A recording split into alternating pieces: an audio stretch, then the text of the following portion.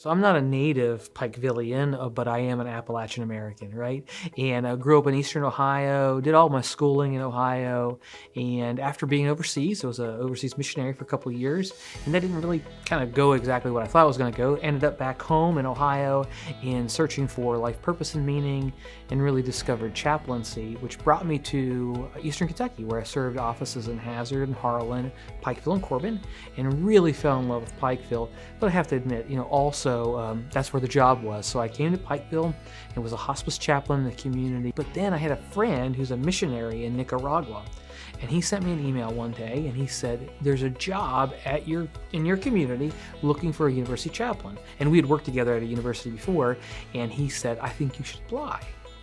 And I was at this point not looking for a job at all, but my wife at that point shared an email account with me, good old Yahoo, and she saw it and she said, you need to do this. So I went to the interview and kind of gave it kind of a half-hearted thing until I realized that I think they're trying to recruit me here. Well, it turns out I didn't know that people who quit mid-semester in December, that's a tough time to hire an academic. And I was in town. They didn't have to buy me lunch. So funny thing about coming to school, the day I came up, I actually bought my own lunch on my interview, and I also got a $50 parking ticket that day for parking in the wrong spot because I parked in visitors and I got tagged. And the great discernment about whether I was supposed to come or not was when I went to public safety and I said, God, if I'm supposed to be here, public safety is going to waive this thing, and they're not going to charge me the $50. If they charge me $50, I'm never coming back. So I went and talked to Chief Absher, and he said, oh, no problem, it's our fault, blah, blah, blah. I said, okay, God, you must be opening the door. And here I am 11 years later, still at the university. Currently married, have 4 amazing kids ranging from 15 to 2, and my wife is a professor of religion here at the university. I did not have a desire to be a teacher by any means. Was never the smartest person in the room or anything like that. Oh, I loved school. I love school. Probably in a really obnoxious way, I love school, and I love learning, but I was never really the brightest guy. I never saw myself as a teacher, but although some other people maybe thought that was the case, but having come here and realizing that my particular call of a pastoral focus, what I mean by that is kind of seeing the holistic of a person, kind of the whole care of a person, not only your grade, but really kind of what's going on with your family, what's going on in your heart, what's going on in your life.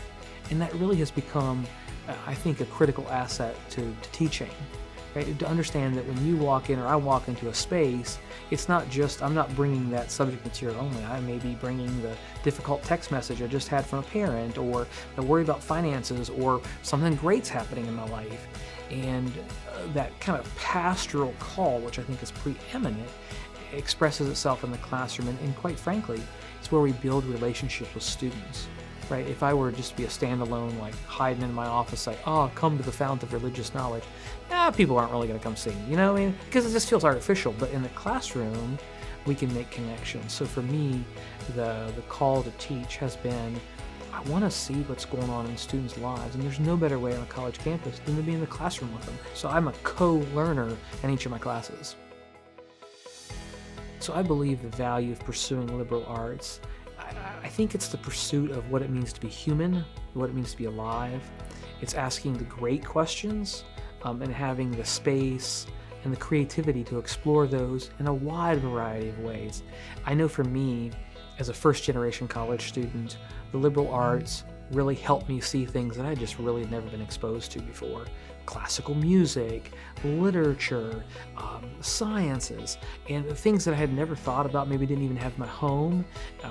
The liberal arts has helped me see and now I'll talk spiritually, see the bigness of God and the diversity of the human experience.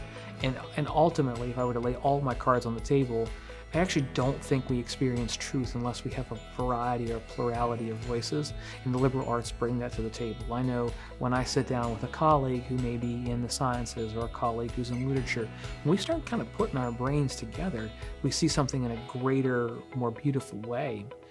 And I find that the liberal arts helps us explore and express and discover with just an incredible depth.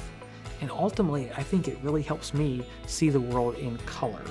Because a lot of times my perspective is very black and white, and the liberal arts helps me to see it in a very broad, big, expansive way.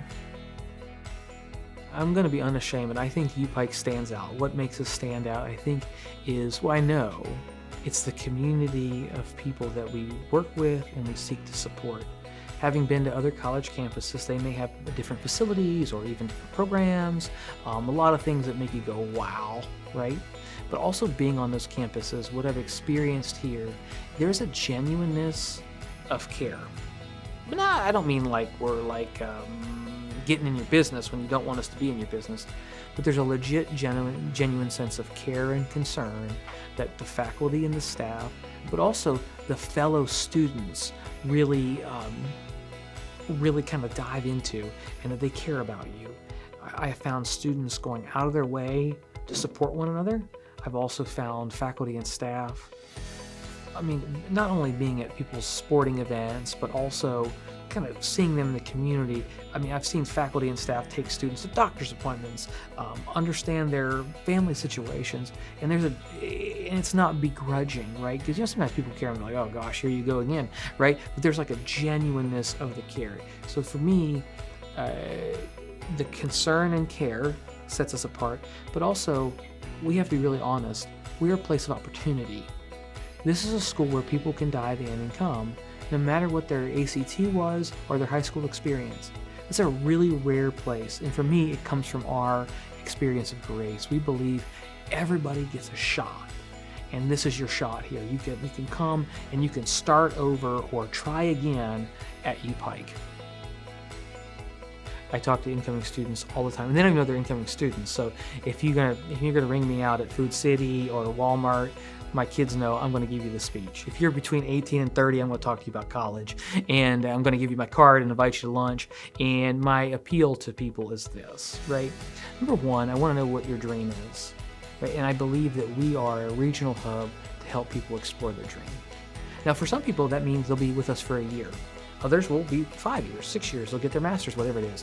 And we want to be a place where you have an opportunity to grow and expand, but also to learn about yourself in a very unique way. There's something about living on a campus, finding a roommate, kind of exploring these various classes that you find out about yourself, and unlike other kinds of experiences.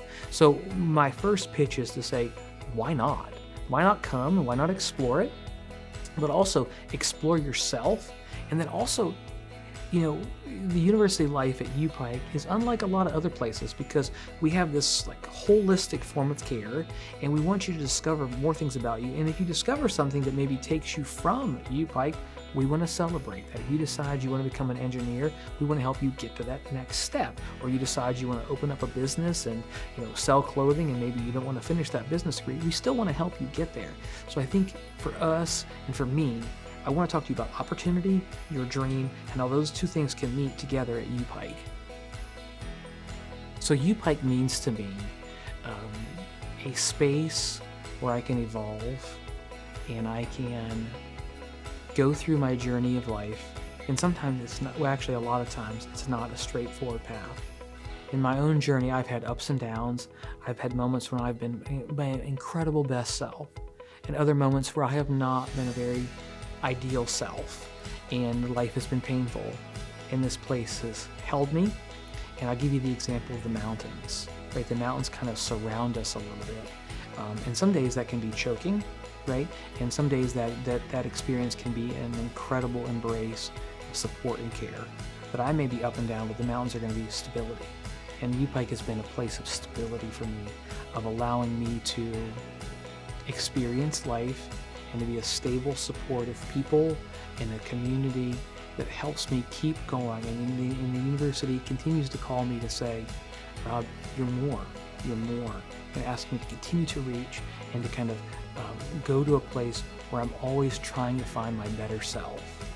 And that's what UPIKE means to me. It's stability, it's a calling forward in a surrounding environment of love and compassion.